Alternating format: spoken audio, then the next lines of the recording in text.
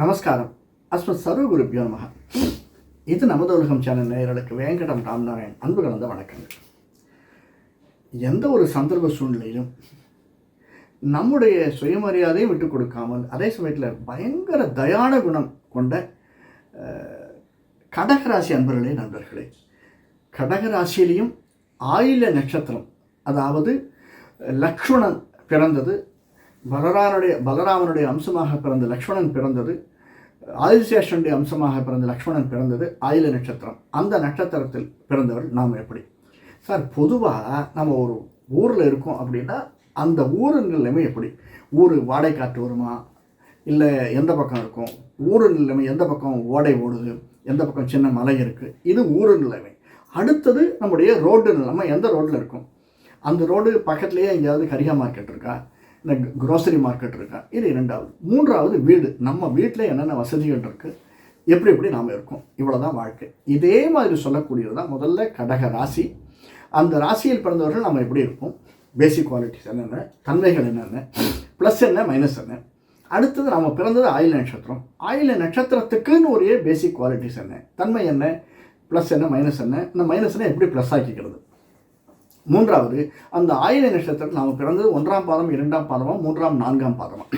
ஏன்னா கடகராசியை பொறுத்தவரைக்கும் 4 பாதங்கள் ஆயில்யமும் இதிலே வரக்கூடியது தான். இந்த ஒவ்வொன்றுத்துக்கும் தனித்தன்மை உண்டு. ஒரு ஊருக்கு உண்டு, நம்முடைய தெருவுக்கு உண்டு, நம்ம வீட்டுக்கு உண்டு. அந்த மாதிரி எல்லாமே சேர்ந்தது தான் வாழ்க்கை. வாழ்க்கை என்பது எதிர்பார்ப்பு, செயல்படுத்துவது, இது ரெண்டு தான். ஒன்று வரக்கூடியது எப்படி இருக்கும், நான் அதை எப்படி எதிர்கொள்வது, இது ரெண்டு தானே வாழ்க்கை. இது ரெண்டையும் பார்ப்போம். பேசிக்காக நம்ம கடகராசியில் பிறந்தவர்களுக்கு என்னென்னா, பிரைட், எப்பயுமே ப்ளசண்ட்டாக இருக்கக்கூடியவர்கள். நீங்கள் பார்த்தீங்கன்னா கடக ராசினாலே அன்பு சகோதரர்கள் சார். ராமன், லக்ஷ்மணன், பரதன், சத்ருகனன், இந்த 4 பேரில் 3 பேர் பிறந்தது இந்த ராசி தான், கடக ராசி தான்.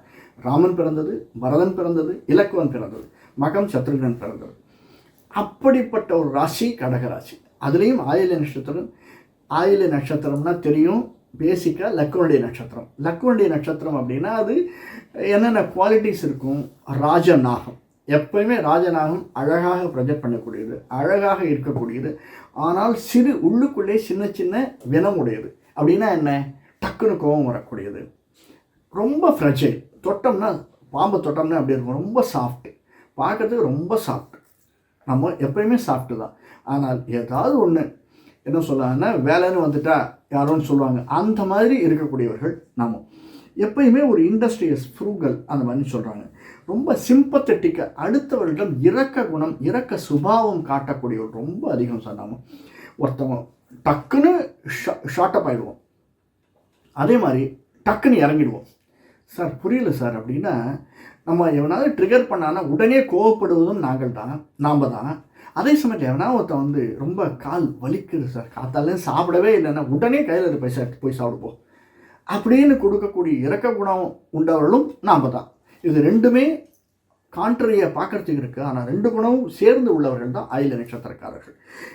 ஆயில்ய நட்சத்திரத்தில் கடகராசியில் இருக்கக்கூடியவர்கள், அதில் ஆயில்ய நட்சத்திரம் இதில் ஃபேமஸ். அடுத்தது கடகராசி அப்படின்னா பேசிக்காக சாஃப்ட் ஸ்போக்கன், ரொம்ப மென்மையாக பேசக்கூடியவர்கள்.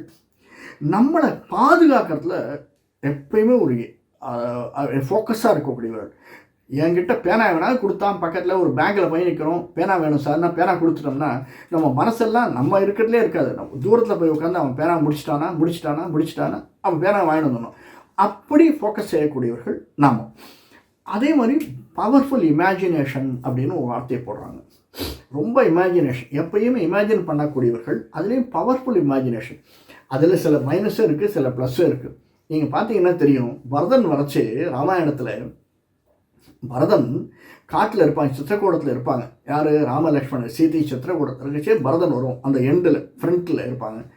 பரதன் உள்ளே வரைச்சி இவனுக்கு டக்குன்னு தோணும், மலை மேலே மரத்தினுடைய மேலே ஏறி பார்ப்பான், பரதன் வரான், படைகளோடு வரான், அண்ணா அவன் நம்மளை அடிக்க வரான், தயாராக இருக்கணும், நான் வில்லம்போடு தனியாக இருக்கிறேன், நான் உங்களை பாதுகாக்கிறேன் அப்படின்னு டக்குன்னு பரதன் நம்மளை தாக்கத்தான் வரான்ற எண்ணம் கொண்டவனாக இருப்பான்.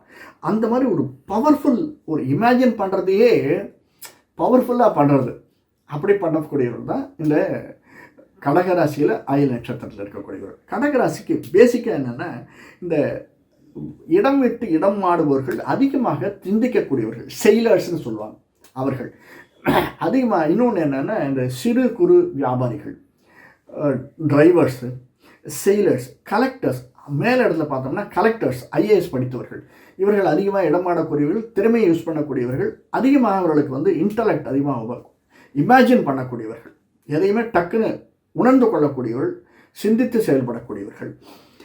அதே மாதிரி அடுத்தவர்களுக்கு உதவணும்னு நினச்சா செகண்ட் தாட்டே இருக்காது சார், அப்படியே டக்குன்னு உதவக்கூடியவர்கள் இவர்கள். இவர்களுக்கு செஸ்ட்டு, இந்த செஸ்ட் மார்பகம் இருக்குல்ல, அந்த இடத்துல அதிகமாக வலி வரக்கூடியவர்கள், ப்ளம்பர்னால வரலாம் அல்லது கேஸ்ட்ரிக் ப்ராப்ளத்தினால வரலாம், வலி வரக்கூடியவர்களாக இருக்கிறார்கள்.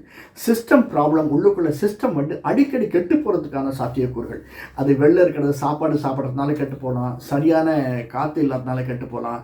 இது பல விதத்தினால நம்முடைய சிஸ்டம் அப்படின்னு சொல்லுவாங்க, உள்ளுக்குள்ளே இருக்க சிஸ்டம் நமக்கு வந்து சில சமயங்களில் கெட்டு போகிறது. அதற்கு அடுத்து அதனால் கெட்டு போகிறதுனால லங்ஸ் பேசிக்காக இந்த பக்கம் இருக்கக்கூடியது. அதுக்கு அடுத்தது பேசிக்காக டைஜஸ்டிவ் ப்ராப்ளம், வயத்தில் இருக்கக்கூடியது, அடிக்கடி டைஜஸ்டிவ் ப்ராப்ளம் வர்றதுக்கு, பேக் பெயின் வர்றதுக்கு, மூட்டு வலி உள்ளவர்கள் இந்த கடகராசிக்காரர்கள். அதில் இது கடகராசி பேசிக்காக பார்த்தோம். அடுத்தது ஆயில்ய நட்சத்திரக்காரர்கள் எப்படி இருப்பாங்கன்னு பார்க்கலாம். கடகராசியிலேயே ஆயில்ய நட்சத்திரக்காரர்களுக்கு இவர்களுக்கு வந்து என்னென்னா, எப்பயுமே மற்றவங்கள்ட்ட பேசச்சே எப்படிப்பா இருக்கேன்னு நல்லா இருக்கேன் அப்படின்னு சொல்ல மாட்டான்.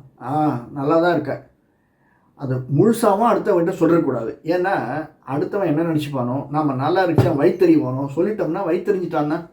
அதனால் எப்போயுமே இருக்கேன், நான் நல்லா தான் இருக்கேன், நல்லா இருக்கேன்னு சொல்லுவான், ஆனால் நல்லா இல்லாத மாதிரியும் சொல்லுவான். அப்படிப்பட்ட எண்ணம் கொண்டவர்கள் தான் நாம்.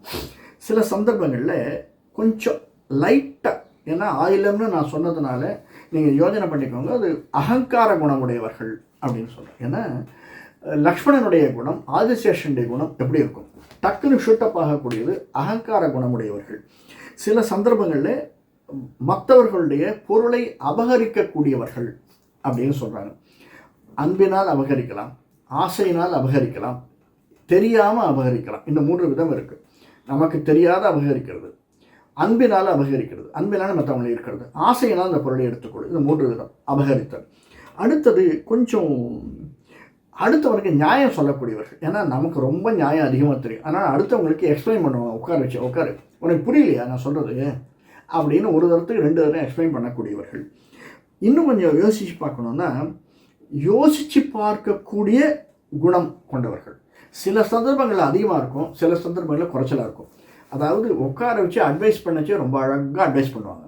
அதே தனக்கு கோபம் வந்துடுச்சுன்னா எல்லாத்தையும் விட்டு எறிஞ்சிட்டு போகிறதுல உடனே மனம் மாறக்கூடியவர்களாக இருப்பார்கள்.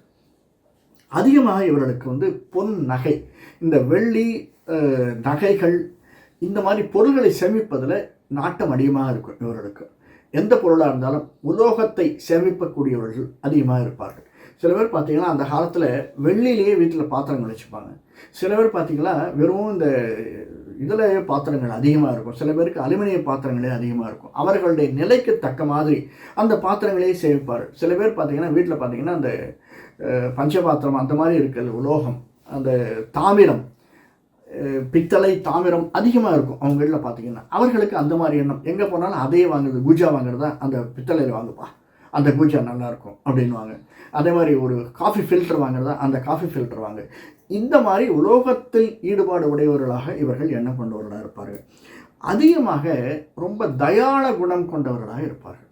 தயாள குணம்னா நல்லவர்களை விட இந்த சில பேருக்கு ஊனமுற்றவர்கள், அதாவது குறைபாடு உள்ளவர்களிடம் அதிகமாக ஈடுபாடு உள்ளவர்களாக இவர்கள் இருப்பார்கள். ஆயில்ய நட்சத்திரக்காரர்கள் குறைபாடு உள்ளவர்களிடம் ஈடுபாடு அதிகமாக உள்ளவர்களாக இருப்பார்கள்.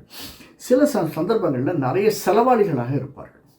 இந்த செலவாளிகள் அப்படிங்கிறதுனால வருத்தப்படக்கூடியவர்களாகவும் இருப்பார்கள். செலவை செஞ்சிடுறது, அதுக்கப்புறம் வருத்தப்படுறது.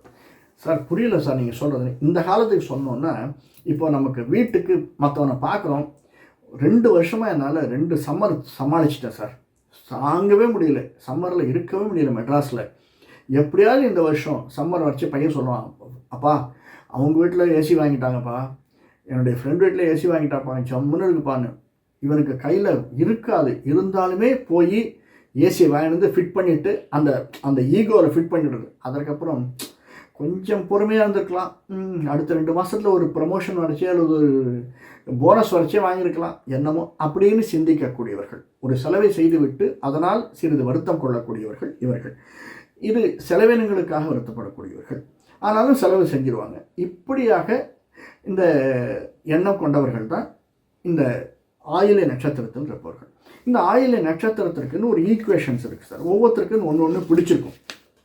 சில பேருக்கு பூனை பிடிக்கும், சில பேருக்கு நாய் பிடிக்கும், சில பேருக்கு மயில் பிடிக்கும். இப்படி நமக்கு என்ன பிடிச்சிருக்கு? ஆயிலை நட்சத்திரத்தில் பிறந்த நாமளுக்கு பேசிக்காக என்ன பிடிச்சிருக்குன்னா, கிச்சிலி அப்படின்னா பறவைகளில் கிச்சிலி பறவை, கிச்சினு அழகாக இருக்கக்கூடிய பறவை. பல பேருக்கு தெரியாது கிச்சிலி பறவைன்னா என்னன்னு தெரியாது. அந்த நீங்கள் உள்ளே போய் கூகுளில் போட்டு பார்த்தீங்கன்னா தெரியும். அந்த இது ஈக்குவேஷன் அதிகமாக, அதனுடைய தன்மையை அதிகமாக கொண்டவர்கள் அப்படின்னு சொல்கிறாங்க. அதே மாதிரி பூனை பிடித்தவர்கள், பூனையிலேயே ஆண் பூனையை அதிகமாக கொண்டவர். அதாவது நம்ம வந்து ஒரு ஜாதகம்னு எடுத்து பார்த்தோம்னா அது எந்த ராசி, ஸ்திர ராசியா, சரராசியா, நீர் ராசியா, உபய ராசியா, அது வந்து காற்றா, நீரா, நெருப்பா, இப்படியாக பல 1, 4, 7, 10 இருக்கக்கூடிய கிரகங்கள், இப்படியாக பல காம்பினேஷனில் தான் நம்ம வந்து ஒரு பொதுவாக சொல்லக்கூடியது தான் சார் எதிர்பார்ப்பில் இருக்கக்கூடிய. அதே மாதிரி நம்ம பேசிக்காக பார்த்தோம், நம்மளுக்கு பிடித்த தெய்வம் எதுன்னா ஆதிசேஷன், அதாவது நாகம் அப்படின்னு சொல்கிறாங்க. நீங்கள் பேசிக்காக திங்க் பண்ணி பாருங்களேன். ஆயில நட்சத்திரத்தில் பிறந்தவங்களுக்கு பார்த்தீங்கன்னா நாகமுத்து மாரியம்மன் அவளை ரொம்ப பிடிக்கும். அதே மாதிரி இங்கே பார்த்தீங்கன்னா முருகனை ரொம்ப பிடிக்கும். ஏன்னா முருகனுக்கு மயிலும் இருக்குது, நாகமும் இருக்குது. சிவனை ரொம்ப பிடிக்கும். சில பேருக்கு நரசிம்மனை ரொம்ப பிடிக்கும், நரசிம்மன் மேலே நாகம் இருக்குது. அதனால் ஆதிசேஷன் அதிகமாக தெய்வமாக வணங்கக்கூடியது. அடுத்தது செவ்வரளி, அரளியிலேயே செவ்வரளி. செவ்வரளி நமக்கு வந்து புஷ்பம். இதுக்கு ஏன் ஈக்குவேஷன்றதை நான் கடைசியில் சொல்கிறேன், நடுவில் சொல்கிறேன். இது வரைக்கும் யாராவது சப்ஸ்கிரைப் பண்ணலைன்னா சப்ஸ்கிரைப் பண்ணிக்கோங்க, நம்ம சேனலை லைக் பண்ணுங்கள், பெல் பட்டன் அழுத்துங்க, பிடிச்சிருந்தனா அடுத்தவங்களுக்கு ஷேர் பண்ணுங்கள். பல விஷயங்கள் நம்ம பார்க்கலாம். இப்போது ஆயில நட்சத்திரத்தில் முதல் பாதம், 4 பாதங்கள் இருக்குது. முதல் பாதம் பார்க்கலாம். முதல் பாதத்தில் இருக்கிறவர்கள் என்னென்னா, பல பேர் ஆயில நட்சத்திரத்தில் முதல் பாதத்தில் இருந்தவர்கள் சில சந்தர்ப்பங்களில் தரித்திரத்தை சந்திக்கக்கூடியவர்களாக இருப்பார்கள். சார் புரியல சார், நான் நன்னா தானே இருக்கேன் அப்படின்னா வாழ்க்கை நன்னா போயிட்டே இருக்கும். நம்முடைய தசாநாதன் இருக்கும் இல்லையா, ஆயிலம் வந்து புதன் தசையில் பிறந்தவர்கள் நாமல். புதன் திசை நமக்கு வந்து 12ஆம் வீட்டுக்குடைய வேண்டிய தசை, 12க்கும் 3க்கும் உடைய வேண்டிய தசை. எப்படி இருக்கும் ஆரம்பத்தில்? நமக்கு சுக்கிரதசை 7 வந்தாலும் வந்துடலாம். 17 வயசில் சுக்கிரதசை வந்துடும். சுக்கிரன், சூரியன், சந்திரன், செவ்வாய் தசைகள் மெயினாக நமக்கு இருக்கும் சார். அந்த தசாநாதன் எங்கே இருக்கான்னு மெயினாக பார்த்துக்கணும். தசாநாதன் நன்னா இருக்கானா, நம்முடைய கடக ராசி, நமக்கு அந்த கடக ராசி சந்திரன் எங்கே இருக்கான், கடக லக்னம் அது எங்கே இருக்கான் அப்படிங்கிறது முக்கியம். அடுத்தது குரு. ஏன்னா பேசிக்காக நமக்கு குரு தசை இப்போ வராது, கடைசியில் வரும். அது கிட்டத்தட்ட 65 வயசு 70 வயசு கூட குரு தசை வரலாம். இருந்தாலும் குரு தான் மெயின். குரு எங்கே இருக்கான், 2ஆம் வீட்டுக்குடைய சூரியன் எங்கே இருக்கான், இதெல்லாம் மெயினாக நம்ம பார்க்கக்கூடிய தசாநாதன் மெயினாக பார்க்கணும். இந்த ஆயில நட்சத்திரம் முதல் பாதத்தில் இருக்கக்கூடியவர்களுக்கு இதனால் என்னன்னா, இந்த மற்றவர்கள் கூட பேசக்கூடியவர்கள் அப்படின்னு போட்டிருக்காங்க. பேசிக்காக நமக்கு வந்து நல்ல நிலைமைகள் இருக்கும். கடக ராசிக்குன்னு ஒரு தன்மைகள் இருக்குது, ஆயில நட்சத்திரத்துக்குன்னு ஒரு தன்மைகள் இருக்குது. இதில் முதல் பாதத்திற்குன்னு உள்ள தன்மைகள் பார்க்குறோம். இல்லை இரத்த குணம் உள்ளவர்கள் அப்படின்னு சொல்கிறாங்க. இரத்த சிவப்பு ஈடுபாடு கொண்டவர்கள், கண்களில் டக்குன்னு ஜிவ்னு ஏறிடும் சார். ஏன்னா ஆதிசேஷனுடைய இது இல்லை, அதனால் கண்களில் தெரியும் சார். எதையாவது ஒருத்தன் தப்பு செஞ்சாலும் அல்லது நல்லது செஞ்சாலும் அவனுக்கு வந்து நம்ம கையெல்லாம் பரபரன்னு இருக்காது, ஆனால் கண்ணில் தெரிஞ்சிடும். ஒரு பார்க்குற பார்வையிலேயே அவன் பாரு, அவனுக்கு அவன் உணர்ச்சி வசப்பட்டுட்டான்டா அப்படின்வாங்க. அதாவது டக்குன்னு அவனுக்கு வந்து அந்த கண்ணு காட்டி கொடுத்துருவாங்க ஆயில நட்சத்திரம் முதல் பாதத்தில் இருப்பவர்கள். அதற்கு அடுத்து சில பேருக்கு என்ன இருக்குன்னா, கொஞ்சம் அகங்கார குணம் இருக்கும். என்ன தான் என்ற அகங்காரம், அவர்கள் இருக்கக்கூடிய இடம் அந்த மாதிரி. ராமன் கூட இருக்கச்சே இருந்தால் என்ன சார் தப்பு? ஏன்னா ராமன் தன்னுடைய பிரதர், உலக நாயகன், அவனே தான் மேலே தான் படுக்கிறான் அப்படின்ற போது அந்த அகங்காரம் லக்ஷ்மணனுக்கு இருக்கத்தானே செய்யும். அந்த மாதிரி சில சந்தர்ப்பங்களில் தான் பிறந்த வம்சம், உன்னோட நான் பெரியவன்டா, எங்கள் தாத்தா எப்படிப்பட்டவர் தெரியுமா, எங்கள் அப்பா எப்படிப்பட்டவர் தெரியுமா, எங்கள் வீட்டில் முதல்ல இப்போ தான் இல்லை, ஆனால் அந்த காலத்தில் வில் வண்டியெல்லாம் இருந்தது தெரியுமா அப்படின்னு கொஞ்சம் அப்படி உதார் விடக்கூடியவர்கள் சில சந்தர்ப்பங்களில், அந்த ஈகோ இருக்கக்கூடியவர்கள். சில சந்தர்ப்பங்களில் கல் நெஞ்சுக்காரர்கள், வெளியில் காட்டிக்கலைன்னா கூட உள்ளுக்குள்ளே நெஞ்சு கல் நெஞ்சாக இருக்கும். அவங்ககிட்ட ஒரு மைனஸ், அதே தான் ப்ளஸ்ஸு, அதே தான் மைனஸ்ஸு. என்னென்னா, யாராவது தப்பு பண்ணிட்டாங்க, நம்முடைய சகோதர சகோதரிகள் ஏமாற்றிட்டாங்க, நண்பர்கள் ஏமாற்றிட்டாங்கன்னா கடைசி வரைக்கும் மறக்கவே மாட்டார் சார். அது யானைக்குரிய குணம், பாம்புக்குரிய குணம். கடைசி வரைக்கும் மறக்கவே மாட்டாங்க. அந்த மாதிரி குணத்தை உடையவர்கள் இவர்கள். இதற்கு அடுத்து சில சந்தர்ப்பங்களில் துன்மார்க்கத்தில் ஈடுபடக்கூடியவர்கள் அப்படின்னு, கெட்ட செய்கைகளில் ஈடுபடக்கூடியவர்கள். நம்ம ஆத்திரம் வரதுனால டக்குன்னு சில செயல்கள் நம்மளே அறியாமல் செஞ்சுருவோம் சார். அதுக்கப்புறம் வருத்தப்படுவோம். ஆனாலும் கெட்ட செயலில் ஈடுபடக்கூடியவர்கள் தான் நாம் சில சந்தர்ப்பங்கள். இப்போ நாம் பேசுகிறது எல்லாத்தையுமே அப்படியே எடுத்துக்கூடாது சார். இதில் வர்றது 90% எடுத்துக்கலாம். ஏன்னா உலகத்தில் 1236 பாதங்கள் இருக்குது. இதில் 108 பாதங்கள் இருக்குது. இவ்வளோத்துலேயும் இருக்கக்கூடியவர்கள் தான் நம்ம இந்த உலகத்தில் இருக்க அத்தனை பேரும். அதனால் நமக்கு ஒரு சில குணங்கள் இல்லைன்றதுனால அடுத்தவனுக்கு இருக்காது, இதே நட்சத்திரத்தில் பிறந்தவருக்குன்னு நம்ம நினச்சிக்க வேண்டாம். சரியா? ஆனால் இன்னொரு பெரிய ப்ளஸ் பாயிண்ட் என்னன்னா, ஆயில்ய நட்சத்திரம் முதல் பாதத்தில் பிறந்தவர்களுக்கு ஒரே ஒரு ஈக்குவேஷன் என்னன்னா, நான் செவ்வரளின்னு சொன்னேன். பொதுவாக புன்னை மரம் அப்படிங்கிறாங்க. புன்னை வனநாதர் நம்ம கேள்விப்பட்டிருப்போம். இந்த கிட்டத்தட்ட மெட்ராஸ்லேருந்து ஆரம்பித்து சவுத்தில் இந்த இது வரைக்கும் சார், காரைக்கால் வர அதுக்கு முன்னாடி வரைக்கும் புன்னை மரங்கள் அதிகமாக இருந்ததாக அந்த காலத்தில் சொல்லுவாங்க. ஏன்னா புன்னை வனநாதர் ஆலயம்னு 2-3 இடத்துல நீங்கள் பார்க்கலாம். புன்னை மரம் பல கோயில்களில் இந்த மரமாக இருந்திருக்கு. புன்னை மரம் கோவில்களில் ஒவ்வொரு கோயிலுக்குன்னு ஒரு மரம் இருக்கும், ஒரு புஷ்கரணி இருக்கும் இல்லையா? அந்த மாதிரி புன்னை மரம் நிறைய கோயிலில் புன்னை மரம் இருந்திருக்கு. அந்த புன்னை மரம் நிறைய ப்ளஸ் பாயிண்ட் உள்ளது சார். நீங்கள் புன்னை மரத்தில் போய் கோயில்களில் தரிசனம் பண்ணிங்கன்னா தெரியும். சுற்றி வரைச்சி தெற்கு பக்கம் இருக்கும் அந்த புன்னை மரம். நம்ம ஒரு கிழக்கு பார்த்த சன்னதியாக இருந்ததுன்னா பேசிக்காக ஒரு தெற்கு பக்கம் இருக்கும் புன்னை மரம். பல இடத்துல வடக்கு மேற்கெல்லாம் இருக்குது, அந்த இடத்துல வச்சுருப்பாங்க. புன்னை மரத்திற்குன்னு அந்த கோயிலில் கேட்டிங்கன்னா தெரியும், ஸ்தல விருட்சம் அப்படின்னு சொல்லுவாங்க. அந்த மாதிரி புன்னை மரம் ஆயில்ய நட்சத்திரத்தினுடைய முதல் பாதத்துக்கு ஈக்குவேஷன். என்ன சார் இருக்குது அப்படின்னா, புன்னை இலை அவ்வளவு மேன்மையை தரக்கூடியது. புன்னை இலை, அந்த இலையில் நம்ம அந்த புன்னை இலையை வைத்து அதில் புஷ்பங்களை வைத்து அர்ச்சனை பண்ணுறதுக்கு முன்னாடி அர்ச்சனை பண்ணோம்னா அதுக்கு அந்த லீவ்ஸுக்கு கிராவிடேஷன் பவர் இருக்குது அப்படின்னு சொல்லிக்கிறாங்க. இதெல்லாம் தனி விஷயம். புன்னை மரம் ஞாபகம் வச்சுங்க, என்னன்றது நம்ம பார்ப்போம். அடுத்தது ஆயில்யம் 2ஆம் பாதம். ஆயில்யம் 2ஆம் பாதத்தில் பிறந்தவர்கள் கொஞ்சம் சிவப்பாக இருப்பார்கள்னு சொல்கிறாங்க.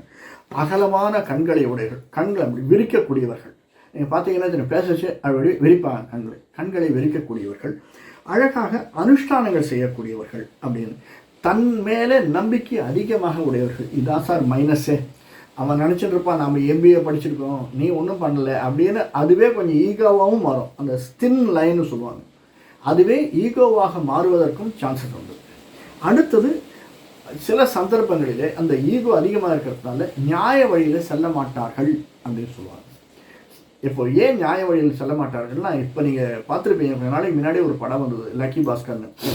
சில அவன் நியாய வழியில் செல்றானா செல்லலையான்னு நம்மளுக்கு எப்படி தெரியும்? எப்படி நம்ம எடுத்துக்கிறோமோ அதை பொறுத்து. அந்த மாதிரி தான். அதாவது அடுத்தவர்களுக்கு உபாதை இல்லாமல் நல்லது செய்யணும் அப்படின்ற சந்தர்ப்பத்தில் நான் கொஞ்சம் டிவியேட் பண்ணாலும் பரவாயில்லடா அப்படின்னு நினைக்கக்கூடியவர்கள் இவர்கள்.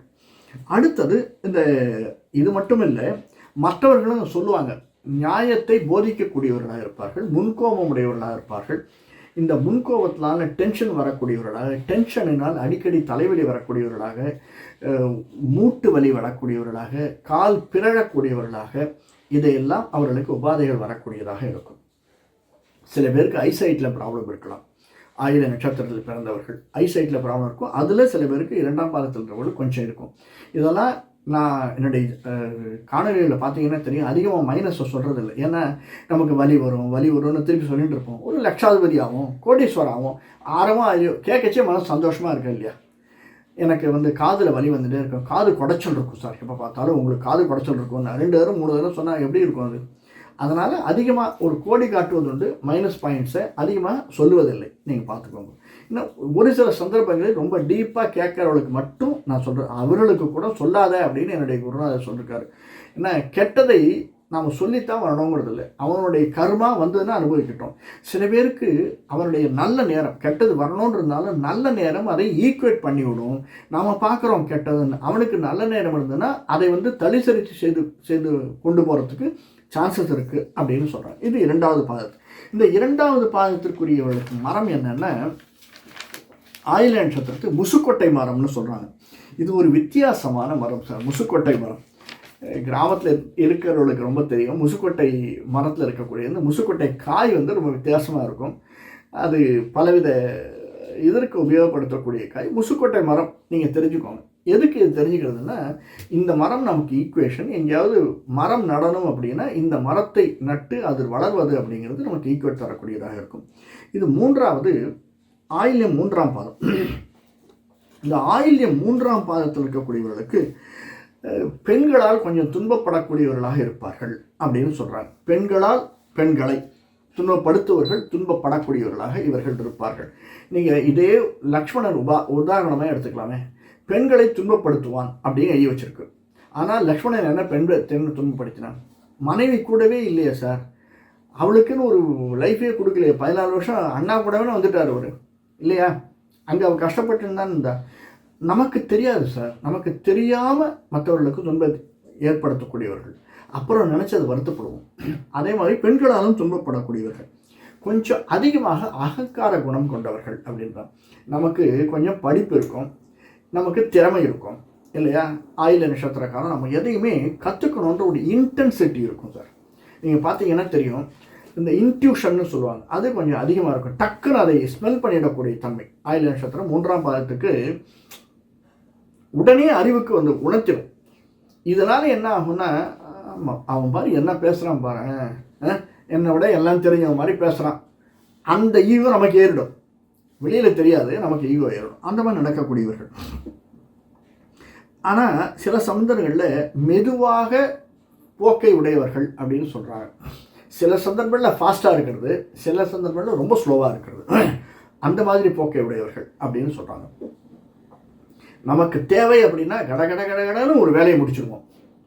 நமக்கு தேவையில்லை அப்படின்னா நாளைக்கு பார்த்துக்கலாம் போ, இப்போ என்ன அவசரம், இப்போ என்ன அவசியம் அப்படின்ற எண்ணம் கொண்டவர்களாக இருப்பதற்கு சான்சஸ் இருக்குது. ஆயில நட்சத்திரத்தில் 3ஆம் பாதத்தில் பிறந்தவர்கள். இந்த 3ஆம் பாதத்தில் பிறந்தவர்களுக்கு என்ன ப்ளஸ் பாயிண்ட்னா, இலந்தை மரம் அப்படின்னு சொல்கிறாங்க. இலந்தை மரத்தை ஈக்குவேட்டாக சொல்கிறாங்க 3ஆம் பாதத்தில் பிறந்தவர்கள். நம்ம இதை கடைசியில் பார்க்கலாம் ஏன் என்ன அப்படின்ட்டு. இலந்தை மரம் ஞாபகம் வச்சுங்க. இலந்த பழம்னு பாட்டு வரும். அந்த இலந்தை மரமும் ரொம்ப நல்ல மரம் சார். இலந்த பழம் பல பேருக்கு கிராமத்தில் இருக்கிறவங்களுக்கு தெரியும். இலந்த பழம் அப்படிங்கிற பழம் எந்த அளவிற்கு நாவல் பழம் மாதிரி ஒரு டேஸ்டாக இருக்கக்கூடிய வித்தியாசமான சுவையை உடையது இலந்த பழம்.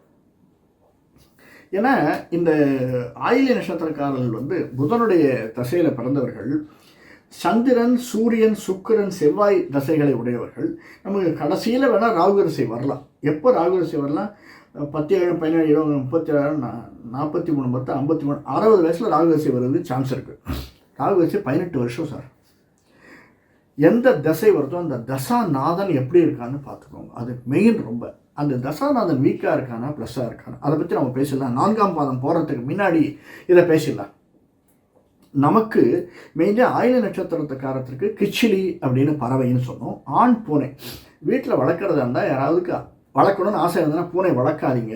நாய் பூனை வீட்டில் வளர்க்குறது அவ்வளோ நல்லதில்லை. எந்த மிருகமும் இது ஏன்னா அதை கூண்டில் அடைச்சி வைக்கிறதுங்கிறது தேவையில்லாத ஒன்று. அப்படி ரொம்ப அதிகம் எனக்கு பூனை ஆசைன்னா ஆண் பூனை வளங்க, சரியா?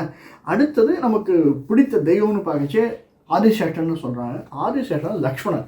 எப்பயுமே ராம, லக்ஷ்மண, சீதை, ஆஞ்சநேயரோடு இருக்கக்கூடிய ராமனை வணங்கி வாருங்கள், ஆஞ்சநேயரை வணங்கி வாருங்கள். அது அடுத்தது.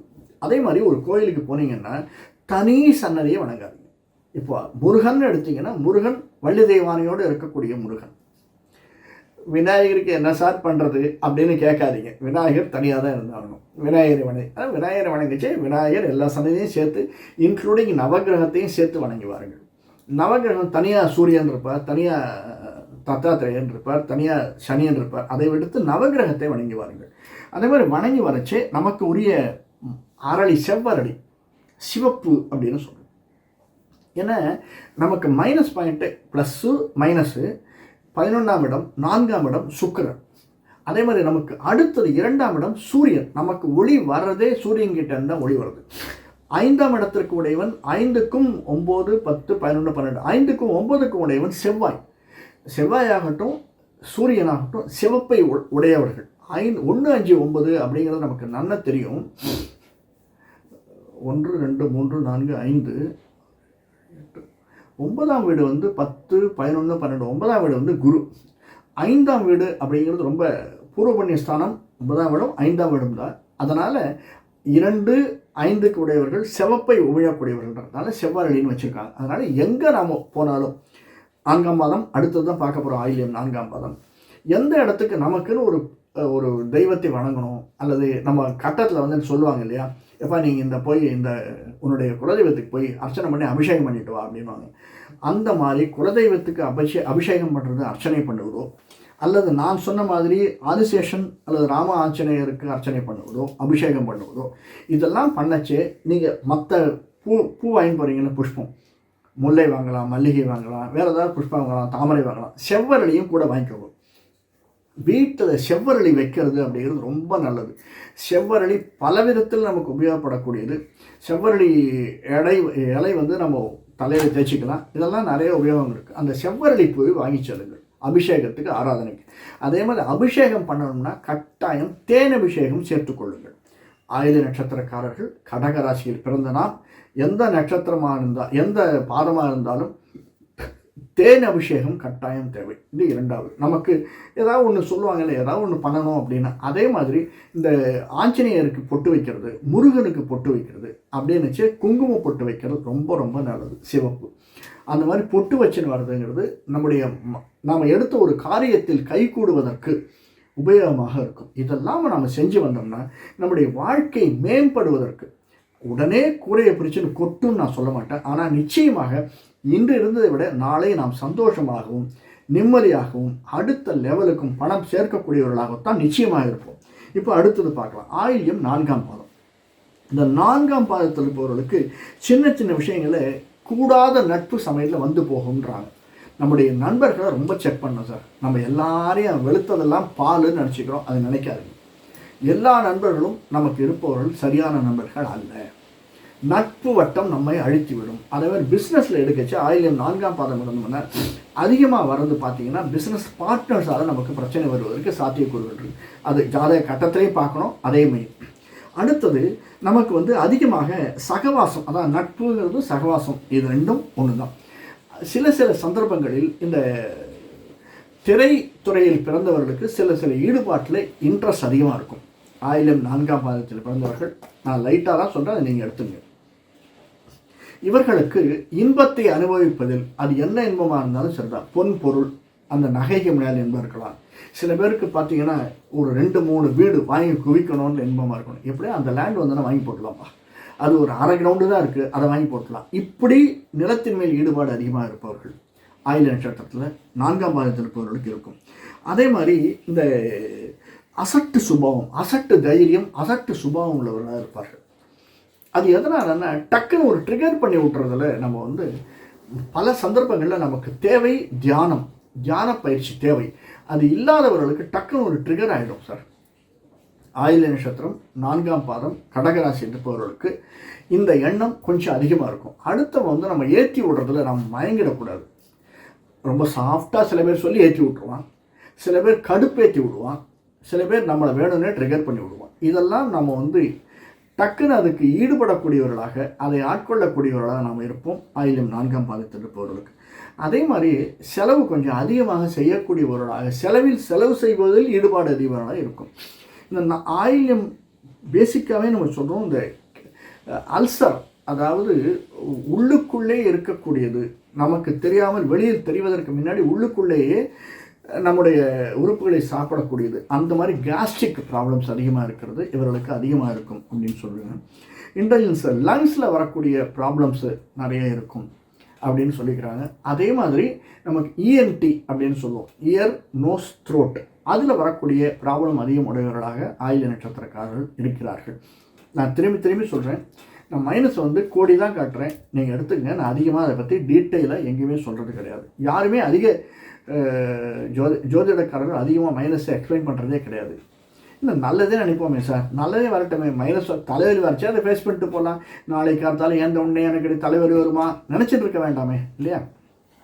சரி, இப்போது அடுத்தது ஆயில நட்சத்திரக்காரர்கள் 4ஆம் பாதத்தில் பிறந்தவர்கள் எப்பயுமே இந்த ஈடுபாடெல்லாம் அதிகமாக இருக்கிறது, எப்பயுமே ஒரு மாதிரி பணம் சம்பாதிக்கல துருன்னு பரபரப்பாக இருக்கக்கூடிய ஒரு பணம் அப்படின்னா கூடிய வரையில் நேர்மையை எதிர்பார்க்கக்கூடியவர்கள் தான். பணம்னா கெட்ட வழியில் போய் பணம் சம்பாதிக்கணுங்கிறதுல நேர்மையாக இருக்குது அப்படின்னா ஒரு இடத்துல உதாரணத்துக்கு சொன்னோம் வச்சுங்களேன், ஒரு சிட் ஃபண்டில் டே இங்கே போட்டீங்கன்னா உனக்கு எப்படி போட்டேன்னா 8% கொடுப்பாங்க, அந்த சிட் ஃபண்டில் போட்டீங்கன்னா உனக்கு 12% கிடைக்கும், இன்னொரு சிட் ஃபண்டில் போட்டீங்கன்னா உனக்கு வந்து 16% கிடைக்கும்னா இவன் 16% விரும்ப மாட்டான், இந்த 8% விரும்ப மாட்டான், எப்படியாவது ஒரு 12% போடலாமா, அந்த ஈடுபாடு பணம் சம்பாதிக்கிற ஈடுபாடு, அதே சமயத்தில் கெட்ட வழியிலையும் போகக்கூடாதுங்கிற எண்ணம் அதிகமாக இருக்கக்கூடியவர்கள் ஆயில்ய நட்சத்திரம் 4ஆம் பாதத்தில் இருந்தவர்கள். பொதுவாக நாம் பார்த்தோம் கடகராசிக்குன்னு பார்த்தோம், அடுத்தது ஆயில்ய நட்சத்திரம் 4 பாதங்கள், ஆயில்ய நட்சத்திரம் பொது பலன் பார்த்தோம், ஆயில்ய நட்சத்திரத்திலே 1ஆம் பாதம் 2ஆம் பாதம் 3ஆம் பாதம் 4ஆம் பாதம் அப்படின்னு பார்த்தோம். இப்படிப்பட்ட சூழ்நிலையில் நாம் எந்த ஒரு சந்தர்ப்ப சூழ்நிலையும் எதிர்கொள்ளக்கூடியவர்களாக நமக்கு வரக்கூடியது எதுவுமே நன்மை தரக்கூடியதாகத்தான் ஆயில்ய நட்சத்திரக்காரர்களை நாம் இருக்கிறோம் அப்படிங்கிறதுல கொஞ்சம் கூட சந்தேகமே இல்லை. வேறொரு காணொலியில் சந்திப்போம். நன்றி, வணக்கம். நன்றி. இந்த காணொலி பிடிச்சிருந்ததுன்னா லைக் பண்ணுங்கள், சப்ஸ்கிரைப் பண்ணலாம் சப்ஸ்கிரைப் பண்ணுங்கள், ஷேர் பண்ணுங்கள். வணக்கம்.